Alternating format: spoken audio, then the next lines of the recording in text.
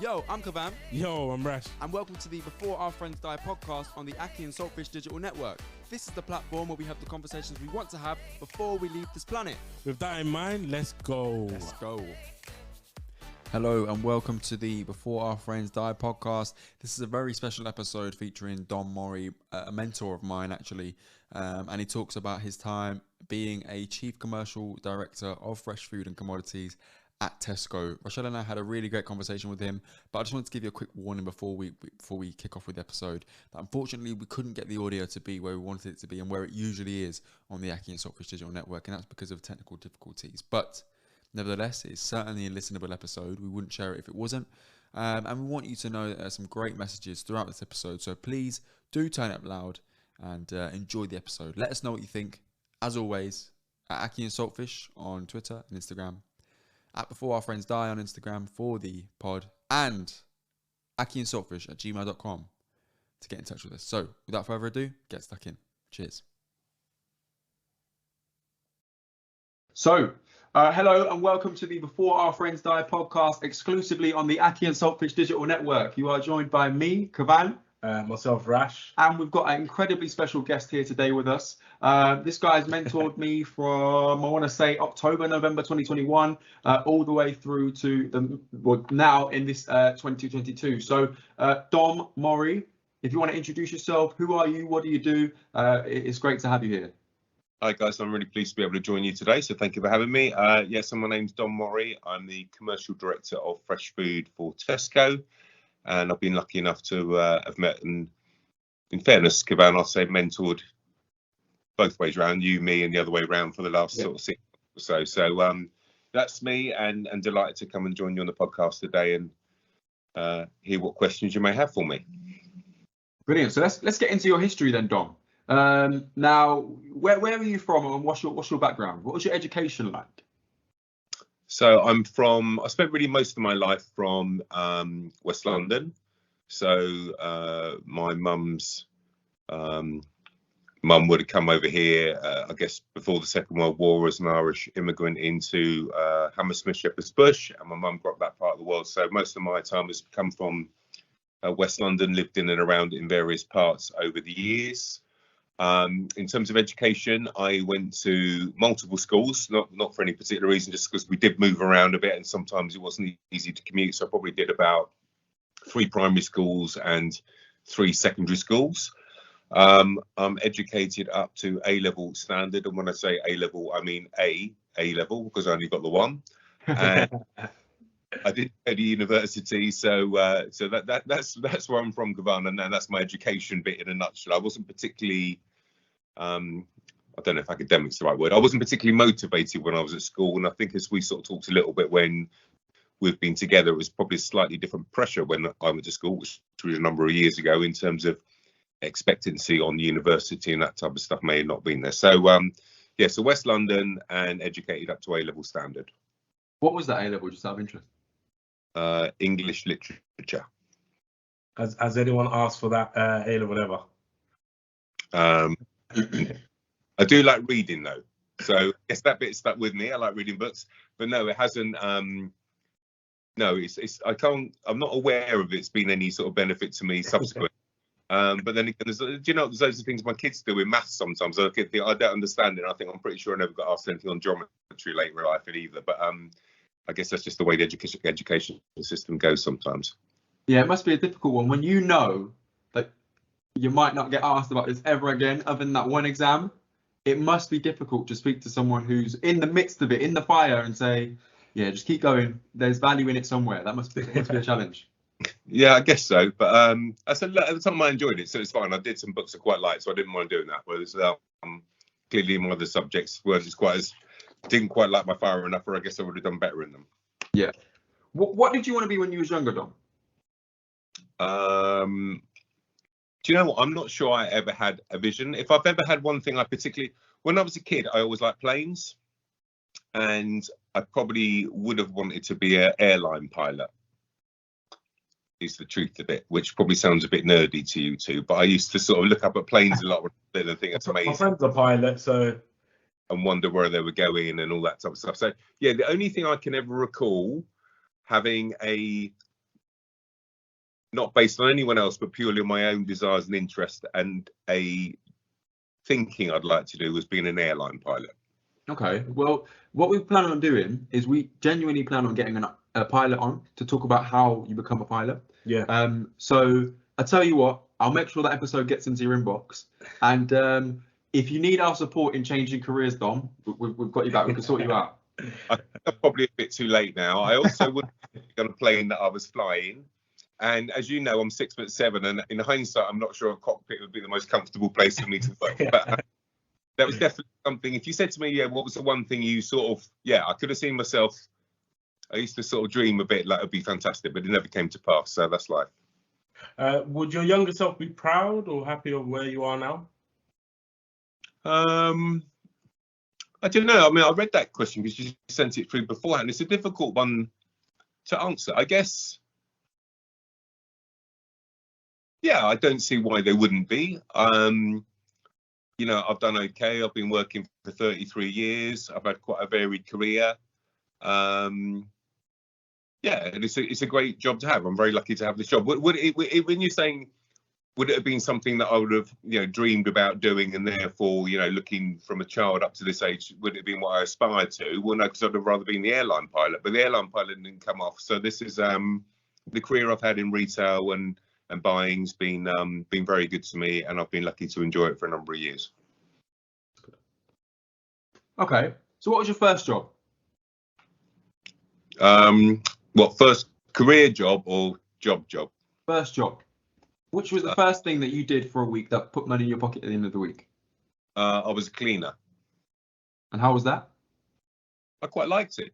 So I used to clean an office block after school 5 evenings a week, and I quite enjoyed it. I was the only it's funny there because it was all ladies who worked there. I was the only male, and all the ladies were in many instances mums who were doing it for sort of secondary income and everything else for their families and everything else. So it was interesting being the only male, and I was that age, sort of 16 and a half, 17. So they used to sort of look out for me and look after me.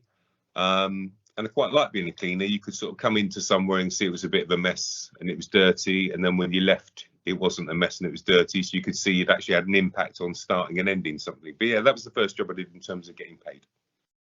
How long have you been in the field? You mentioned is it 33 years you've been working? Yeah, so I started in M&S in 1988. So I guess it must be coming up, I don't know, 32, 34 years. So I've been in retail and then in buying in this side of things since that period of time. So yeah, that sort of certainly over 30 years. I mean, you mentioned you enjoyed, when you was a cleaner, you enjoyed seeing things from start to finish, from dirty to clean.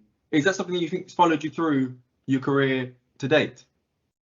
Yeah, look, when I started off working, I worked in stores, and certainly similar sort of thing then. I know it sounds probably a bit mundane, but you come in the morning on a big food section and half of it's empty and you've had the delivery, and you can see that when you've either done it yourself or organised the team, an hour or so later before the store opens, everything's filled up and ready to go. So there's certainly elements of that. In the job that I would do now, some things aren't as instantaneous. They can take a longer time to come to fruition.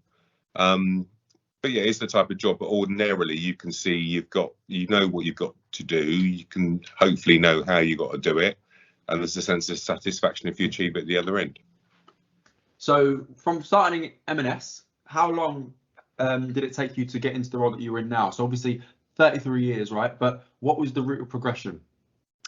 So when I joined M&S, so they had a scheme that was like a non-grad scheme. So it was called, I think it was called like a young management trainee scheme. So I did that, and in those days you had to sort of work your way up through various levels in stores. And then again, it sounds a bit mundane, but you start off in a small section, prove yourself, get responsibility for a bigger section or an area.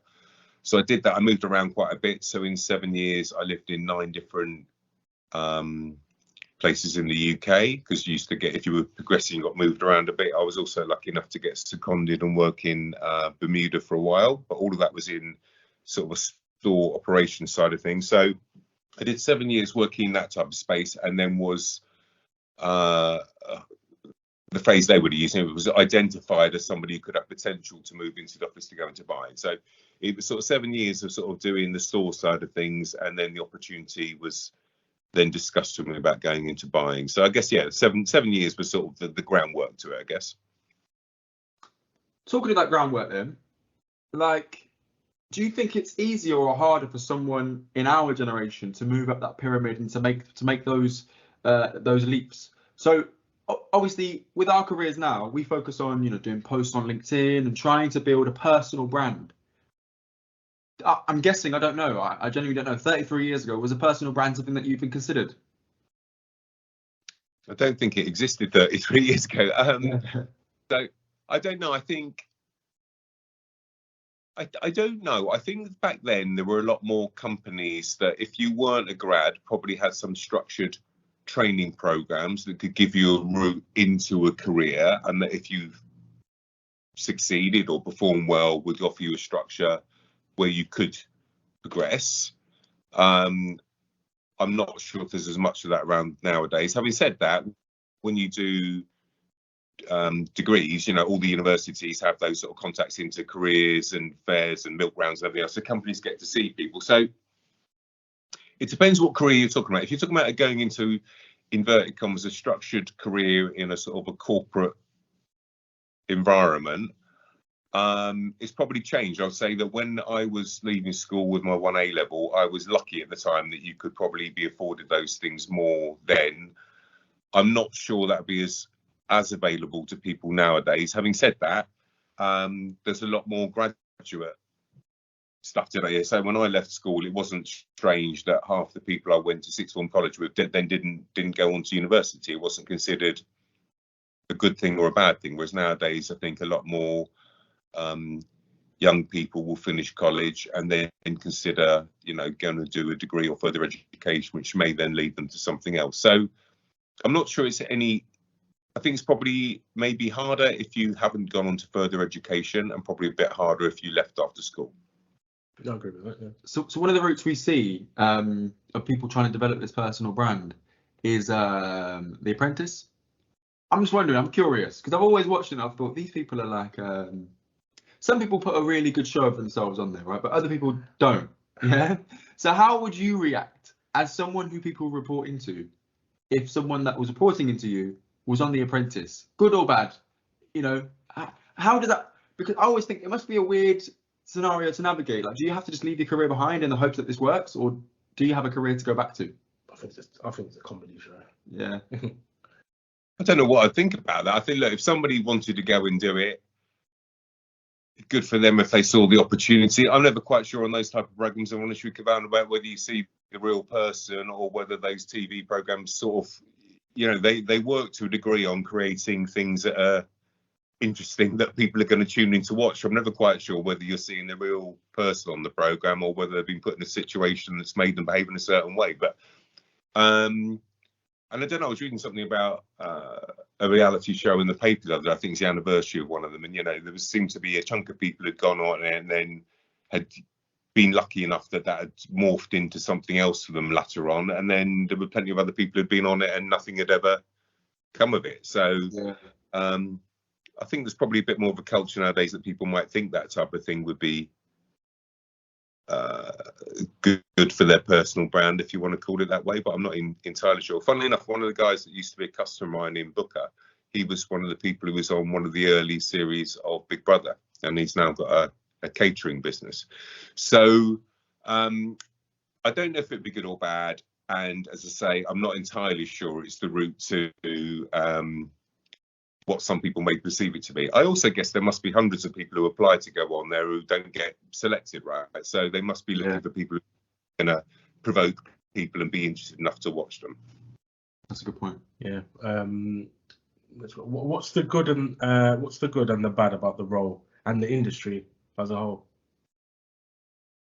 Well, look, I think as an industry, it's incredibly important, right? Because, you know, without stating the obvious on it, everybody needs to buy food and drink. So you're providing a service for the nation. It employs, a lot of people directly or indirectly. It's a fast-moving environment. People are normally interacting with the food business, be it a Tesco or another fast food provider or a coffee outlet. People are in those outlets sort of 5, 6, 7 days a week. So it's fast-moving. It provides employment. And look, during lockdown was a good example where everything else, or a lot of things were closed, weren't they, in terms of pubs and cafes and places like that. But all the retailers traded and meant that people could keep eating and drinking and being looked after. So it's an important part of society in that respect, I guess. Okay, so for you personally, what are the benefits of working at Tesco? For me personally, well, it's a big organisation with some really talented people. So I'm lucky that I've got a really talented team of people that I get to work with, and that means that there's people there that can challenge the way you think about things, as well as you challenging around the other way around. It's a dynamic environment. Fresh food is quite fast moving, and so I've always enjoyed working. When I was in M&S, I looked after the clothing side of the business for a while as well. Was the fashion industry is interesting, but what I've always liked about fresh food is things can happen very quickly. It's quite dynamic, and if you get something wrong, you can put it right quite quickly. So I've enjoyed that. I enjoyed working around with people. I'm lucky that I guess the role allows me to see lots of different parts of the food industry. So this morning I was meeting somebody who works for a fruit and veg business. Yesterday I was having a meeting about dairy and bakery. So you get to see all the different industries that form the supply chain into the food industry and what you guys would go out and buy. And I quite enjoy that variety of it as well. So that's another benefit of the role that I have. I mean, first of all, you must get hungry during meetings. That's all that came to my mind. When you were talking about dairy, bakery, it must get the metabolism going. No, you'd be surprised. It doesn't really.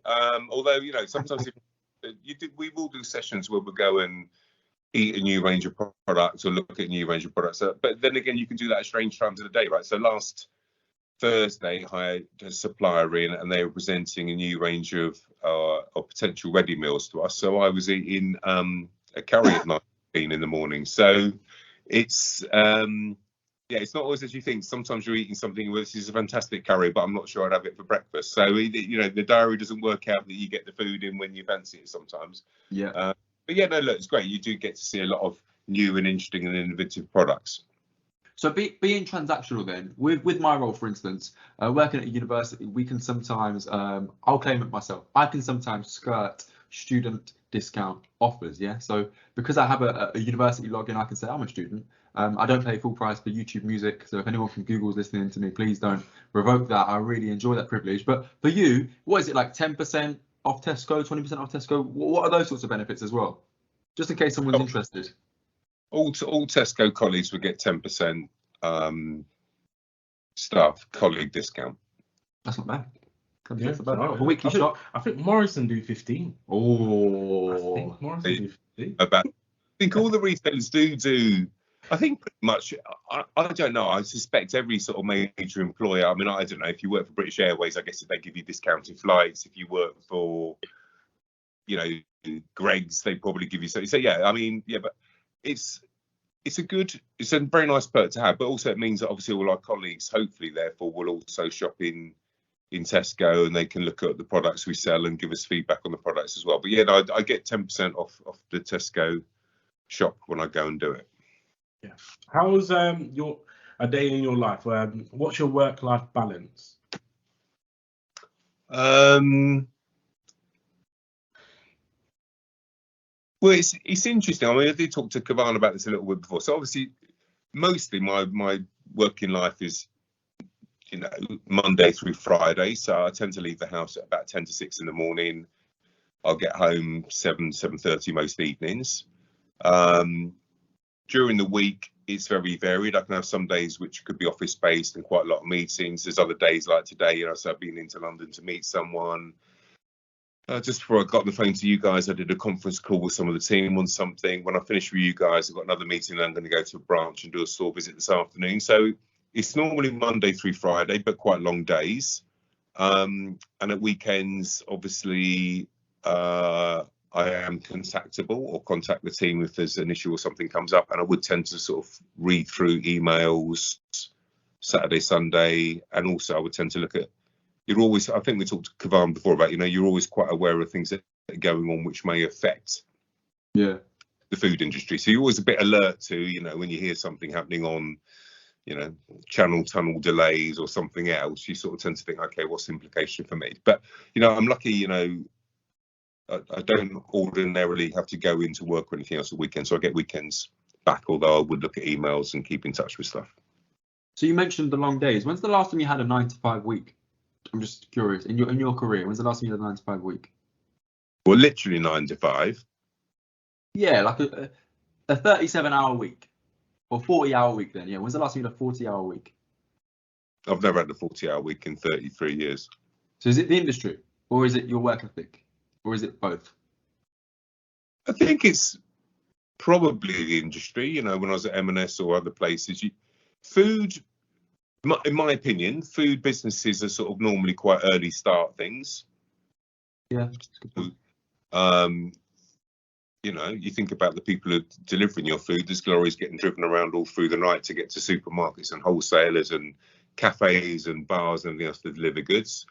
So but to be honest, I've never really found. I don't find sort of it being a long. It's the norm for me. And when I would have worked in a store as a manager, you would get in there. If I was working in the food section, M&S, I'd get in there. I don't know, 6:30 in the morning. You get it ready for opening by 8 o'clock, and you might still be there at 6 o'clock in the evening. So, I guess the nature of retail or wholesale is normally maybe a bit longer days, but also don't forget in retail or wholesale, a lot of colleagues will work Saturdays and Sundays because our stores and things are open. So it's normally quite maybe a bit of a longer week, but then again, I think there's probably a lot of I don't know. Does the traditional 9 to 5 still is? I don't know if it still exists in a lot of industries. You maybe 9 to 5, Ben? No, not really. No, today I'm not doing 9 to 5. No.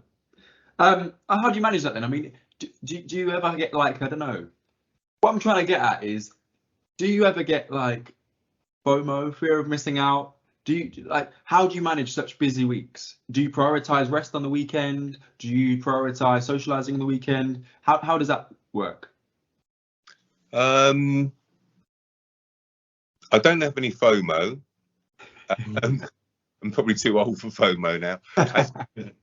I tend to, I've got to be honest with you, during my week, a lot of my life is quite structured, right? I'm in meetings or I'm presenting things, or I know I've got to do a target, or I've got to be somewhere to see someone, or even like coming to speak to you guys, I know that, right, that's going to be on at that time there. I need to finish one thing, get onto another. So Monday through Friday, where my life is quite structured, although enjoyable and varied, but it is quite structured, right? So weekends, I've got to be honest with you, if I can do, I prefer not to have anything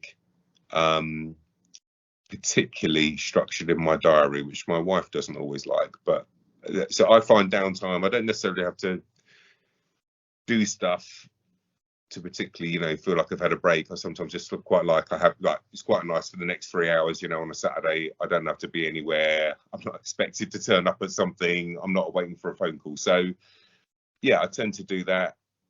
I wouldn't say if you're looking for me, say, do I do something exciting at the weekends to break the working week? That's not the case. I tend to sort of take it easy. I'm lucky I've got 2 young kids, so sometimes they'll want to spend a bit of time when we're going to do stuff with them or whatever else. So, but you do, I mean, the sort of working week I've talked about, you sort of get used to. I've been doing it for a long time, and if I wasn't doing it, actually, it feels a bit strange. Yeah. I mean, sometimes I have a day off. If I have a day off and I'm not away on holiday, those days feel a bit strange to me because it's a bit, hold on, I'd normally be doing stuff, and you tend to look at your watch and think, oh, this time I'd be doing that, or that time I'd be doing that. So I don't know, you just get kind of used to that way of working and thinking after a while. I enjoy it. Like it's, it's not like it's a hardship. Yeah, I was gonna say, how does it work? If you take a week off, Do you have cover? Do you come back to a lot of things to do? How does it work? Because as you're a director, you got a lot of things on. Yes, I think the key to it and making it work is that obviously in the build up to you being off, you try and make sure most things are closed down or covered off. I'm lucky enough that I'd always get one of the team that cover me and go to quite a few of the meetings. I would tend to keep my phone with me, so if I was needed, I could be contacted, and I would tend to go through my emails at least an hour a day while I wasn't there to make sure that I wasn't, if there was anything that I thought needed my input, I was aware of, or if there's anything happening that I could get involved in it. So, but yeah, clearly I wouldn't be in the regular meetings and stuff like that, but I would keep in touch and I'd be aware that what was going on. Okay, so we've spoken a lot about your career, how you got there, how it is day to day. What's the end goal for you, Dom? I know that the more you move up, the more responsibility you have. Arguably 60-hour weeks go to 80-hour weeks, they go to 90-hour weeks.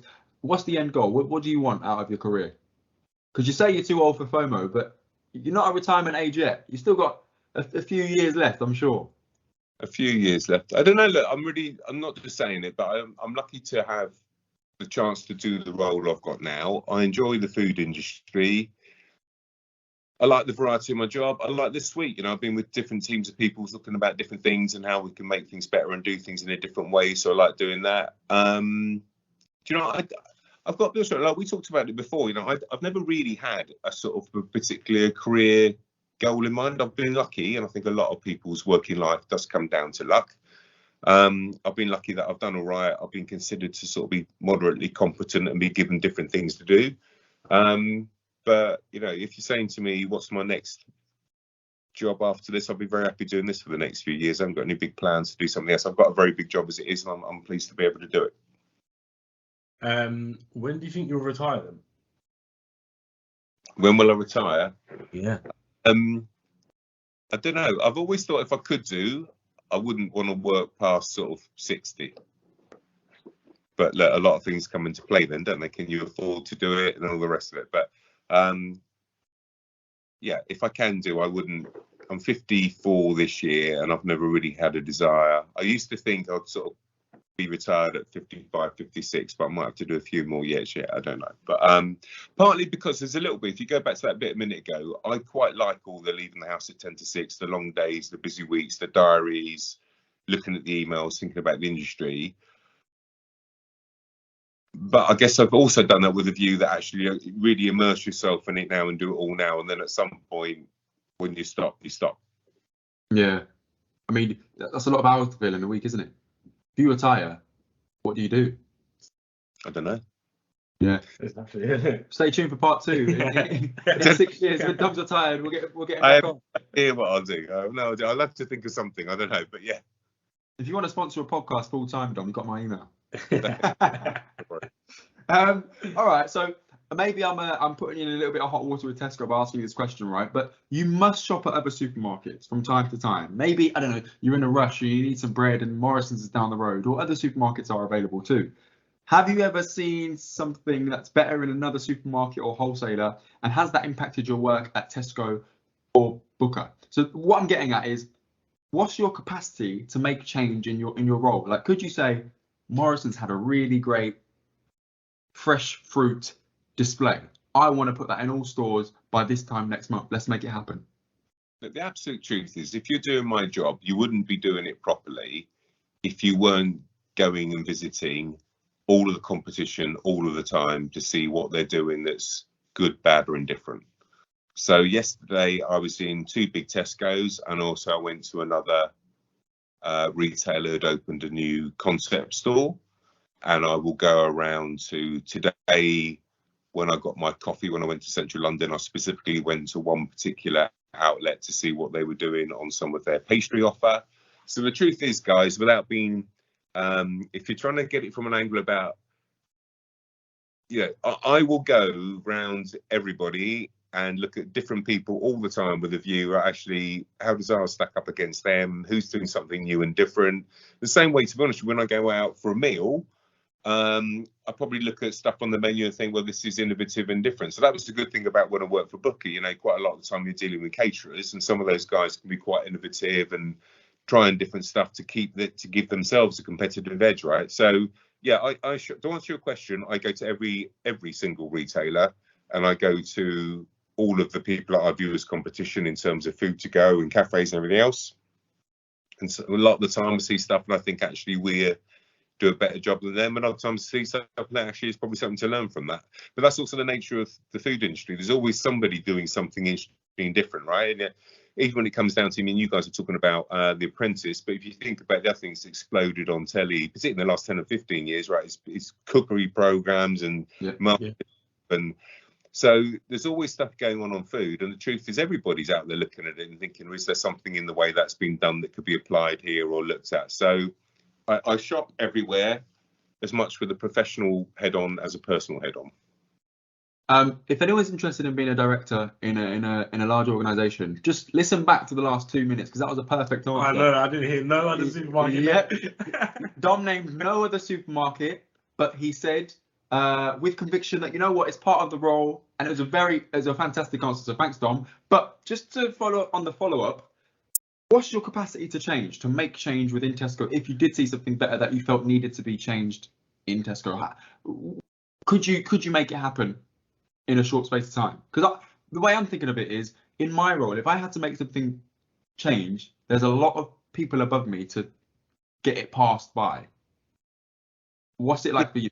I could make it change, yeah, definitely. So if you saw that we weren't doing something right, or it could be done better, or there was an issue with something, you know, let's be candid about it. Part of my role is therefore gets paid to what you're going to do to put it right. And but that can be something not exciting, right? It can be like on availability of a product. So if you've got a challenge on availability, you can't just sit there and say, okay, well, I'm going to have 50% of what I need. You then have to come up with, if I can't get it here, is there someone else? What are the other supply routes on it? So yeah, the job is, a lot of the role is about how are you going to change things, do things differently, look at things differently. The nature of a big organization is you might not necessarily be able to do it overnight, but as I said to you before, what I like about food is you can do it in a relatively short space of time compared to, say, I don't know, you know, working in doing phones or something. I don't know how long it takes to develop a new iPhone or something, whereas in the food retail world, you should be able to sort it out relatively quickly. So yeah, it's quite dynamic, and yes, we could make a change if we needed to. That's fascinating. I think that capacity or that propensity to change it's what makes your job exciting, and what makes it fulfilling as well. To feel like you're able to impact change is really, really important. I feel, anyway, for me personally, I wouldn't want to be in a role where I couldn't impact some level of urgent change if I felt it was necessary. And I think it's quite fascinating to see that is possible. Okay, so you and I met via a program called Arrival Education, Tesco Business Leaders, and Tesco has about 300,000 employees. So I suppose I'm asking you, what is Tesco doing to impact and influence the UK for the better? And you can obviously link to Arrival Education within that, and just get your thoughts on what Arrival has been for you. Yeah, well, actually, funnily enough, I had a call yesterday with Emily from Arrival, which was sort of, I think, almost like a formal sign-off from their side of things, and she was talking through what the impact was. And you know, I think it was a really good program, Kahvan. I think, you know, I said to you before, I think I personally was lucky that I got paired with you. Yes, it was, I guess, a safe space, if you want to call it that, to talk about some things. You know, you and I had some very direct conversations and insights into how different things work. I think it does a good piece of work in terms of getting people to think about D&I more and making it more front of mind. I think it also shines a bit of a light on what could be the challenges to, you know, diverse talent getting on. So yeah, we were lucky to get together through that program, and I'm grateful I was afforded the opportunity to join it. And I thought it was a good program, and I thought that the closing event that we did the other week was a good event. It was interesting as well to listen to how the other people involved in it were, and I don't say mentor and mentee, because the whole thing about that program was meant to be reciprocal, right? So I thought that was a good event. In terms of Tesco, look, it's a sizable employer, isn't it? And anybody who's employing 300,000 people, has to provide good working for conditions for people, good career opportunities for people, interesting roles to do. So it's a good business, but definitely in terms of things like the D&I work that we would have talked about, particularly at that event you and I attended, you could see at a very senior level it was important to Tesco as an organisation. Definitely, and I think to get across some of my observations from the mentoring program, Tesco is really progressive when it comes to putting their time, money, and effort into D&I. That's one thing I noticed right away. They're not just there for the show; they're putting their money where their mouth is, so to speak. So I think that was really quite impressive. Also, Dom taught me a few things that I now carry into my day-to-day life. So, for instance, at an event, at a public event, and take this from me, it's genuinely a useful piece of advice here. Don't get messy food. Get food that is easy to eat. Because since then, Dom told me that, right? And I've been at a restaurant, I went to a work lunch the other day, and I almost ordered the lamb chops. But the way I eat lamb chops here is hand. So I had to think, you know what? Let me not just get my hands all dirty in this work. You're always going to ask the question when you're trying to eat yourself through some sort of difficult sandwich to swallow or something. So yeah, I always go conservative choice on a food at an event if there's more people there or you might be asked to do something. That's for sure. Exactly that. And one of the other things as well is always be cheerful, because it's hard to be angry or frustrated at a cheerful person. So I was lucky enough to go to a presentation by somebody years ago, and when they were asked for business advice, his advice was, always be cheerful, because it's hard to tell off a cheerful person. And I don't know, it sort of resonated with me. And to a degree, there's a bit of truth in it if you think about it. So it's probably not bad advice. Yeah, it's not bad at all. And I mean, you know what, those are the things. And also to broach the conversation, one of the most things that I found most value about this was, look, like I said, Dom is the commercial director of fresh food and commodities. Is that right? Yeah. In what world, realistically, would I be sat here talking to Dom without a program like that? But from the experiences of chatting to Dom, he's not an alien. Yeah. He does choose food that isn't messy. Yeah. Those little things. He's probably too big to fit in a plane. He's human. He's human like you and I, right? So these are the things that makes that gap a lot smaller. And actually being able to have someone like Dom on the other end of the phone to ask for advice or to ask to partake in your podcast is a fantastic resource to have. So for that program and for Dom personally, I'm appreciative. So thank you. One last thing I wanted to pick up on from the Arrival program is I noticed one thing about you and the way you think, and you alluded to it a little bit earlier here as well, about your retail lens and the way you see current events going on in the world and how they will impact retail. So let me pick one or two. So you mentioned about container prices during COVID, but also the implication of container prices during COVID going up was that we started to buy more British sort of takeaway tubs and those sorts of things, because the price of a container shipping those things over from another place was too much, and we started producing it in Britain to reduce the price. Could you speak to a bit more about that? Takeaway raw material and packaging was, I mean, if you think about it, if a container costs you X and it costs 10 times X, everything that goes in the container goes up. And also with some of the delays on that shipping, it's meant that people have had to think about sourcing it closer to home to make sure that they can keep continuous supply. But that goes back to what we talked about earlier on. Everything that's happening all the time, a lot of things will impact the food industry, and therefore you're having to react to what are the different solutions to get yourself through. But that can even be things like in recent weeks, Kahvan, there's been a lot of lettuce and things that this time of year actually gets grown in Spain. And we won't start the UK season for a while, but about 4 weeks ago, they had a really a lot of rainfall, quite unusual for them. So you then get sort of 3 or 4 weeks where you've got challenges on product coming out of Spain, and you have to think about, right, what the different issues are getting up. So there's always something happening which can impact it. It can be something economic, like the cost of a sea container, or it could be something, weather related, like rain and inability to harvest. So there's always something going on you have to think about and respond to.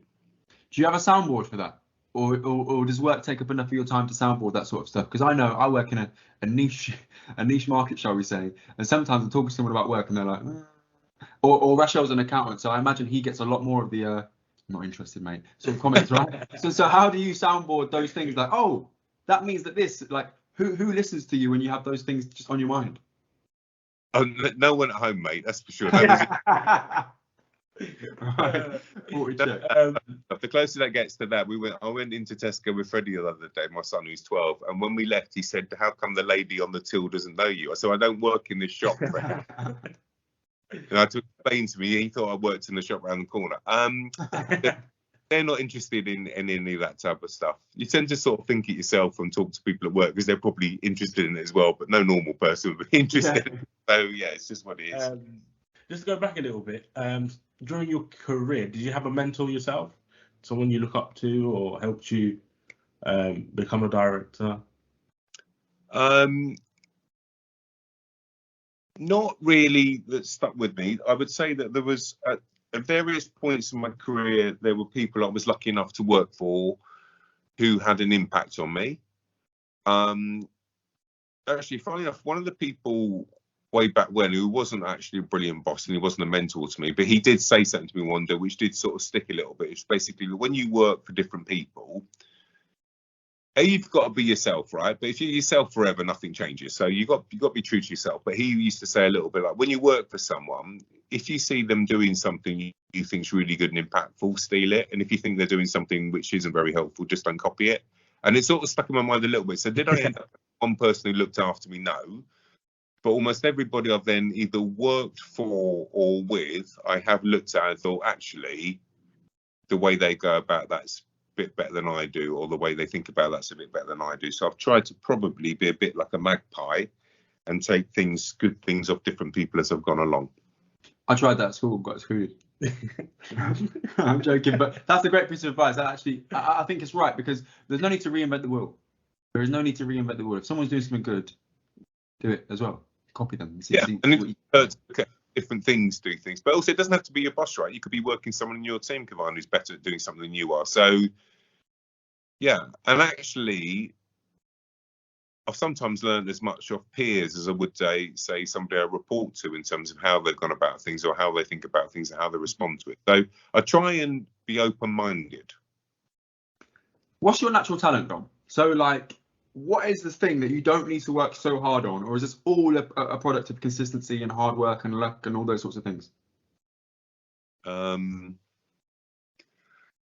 don't think I have any natural talent personally, but I think I'm lucky enough to work in an industry which is quite reactive, and that if you're reacting and responding to it, thinking it through, you get lots of opportunity each day to do stuff or correct it or respond to it. So I wouldn't say I'm any great strategic thinker or anything like that, or if you're looking for a particular skill, I wouldn't say I necessarily have them. I think you sort of be able, truth is you've got to be able to get on with people to a degree. You've got to be able to articulate why you think something. There's definitely, the world doesn't work in terms of saying, I'm the boss to do this. The world doesn't work like that anymore. So you have to try and build a reason why you would want to get people to do it. I think, to be honest, Kahvan, I've just had I've talked about it several times we've been together. I've been very lucky that I've had a good career, which fortunately I've obviously showed some competence in. And, having done it for a number of years, if you say, what's my skill? I'd say I've got a lot of experience of doing it, which is probably a rubbish answer for what you're looking at. But when you've done it, when you've done something enough, you sort of unconsciously think, actually, if I do that, that could happen. If I do that, that could happen. It builds up in layers eventually, I guess. Yeah. What skill do you admire in another leader?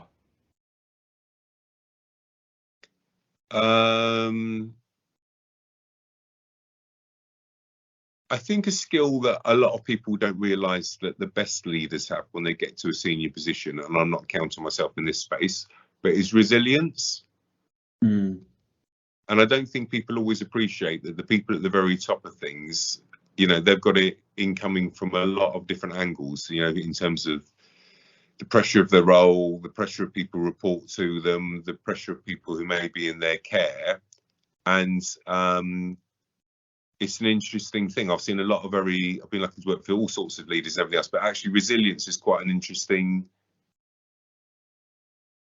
not skill set, but an attribute that you see some people have, and it's quite interesting how people can deal with different challenges, pressures, things going well, things going badly over a protracted period of time. So it's not something I would say I'm knee deep in, but I've been very impressed by certain people I've worked for or seen. I thought actually they're very resilient individuals. Great point. Dom, from getting to know you, I get the sense that you're very introspective. So I suppose I'm asking you to be a little bit vulnerable now. And what are your limits? So for me, for instance, I couldn't be a runner, right? If running was to save my life, yeah, I just couldn't do it. I couldn't do it. But I know I could do most other things that I put my mind to, but running's just not it. What are your limits? I don't know. I'm not good at running either. I don't know. I can't really think of anything. I definitely couldn't do this. If you talk about reality programs, everything else for a minute, there's no way you'd get me down doing any of that in the jungle stuff or any of that. There's no way God's green earth I'd do that, even if I was like, no, thanks you, I'm not bothering with it. I always look at those people and think, God, they must be so desperate to do that. So yeah, I don't think I could do that. Okay. Last few questions from us then. Could you go it alone? So look, I see someone like you in the same bracket as an actual business, like a business leader entrepreneur. I see directors and yourself in that same bracket. So we've got a pitch for you. Akhi&saltfish presents. Your name's Dom Morrey, so maybe Morrisons. Yeah. That's our pitch. Supermarket, Morrisons. Yeah, I don't know. Can it work? Well, you're going to do the dragons then, will you? That's not going to last. So I saw that question. Could I go and do something myself? No. Cool. I think for people who I was lucky enough when I was at Booker to work with a lot of customers who were entrepreneurs and who do things for themselves. And it's a very different skill set that people need to have. I think resilience, because, they're responsible for everything from is the cafe making any money? Have the staff turned up? Have they got any goods? Are the customers coming in? I think I don't know. I've never had to go and do it. I think I work in an environment quite well when there's a structure and team of people around me to operate. I've never worked in an environment when it's all down to me and making it happen. Normally, in my experience, a lot of the people I've met, mainly through Booker or customers in that space, they've been doing it for a number of years. It's almost like, I started off a lot. We talked about Kahvan. I joined M&S, I did an M&S, and they were sort of followed that path up. But a lot of the people when you speak to who are people who are got cafes or pubs or some hotels or some chain of takeaways, they've almost invariably, most of the ones I've met and who do it really well almost have been doing that since they finished uni or finished school. And it's something they've grown up with and they're very comfortable with. And also conversely, if you say to them, okay, if you're now running, I'm a sort of customer the other week and he's got 3 cafes in West London which are doing really well. And he's a certain type of personality and he's very clever and he's very bright and he's a very capable business person. But if you said, okay, would you give that up and go and work in Tesco? He wouldn't want to do it because that he likes that space. So if you're asking me, could I go and be an entrepreneur and start something up? I think I would probably not be very good at it. Okay. Any advice you would give someone that wants to be high up like yourself in the organisation? What advice would you give to them? And just to make the question a little bit more challenging, 10-second answer.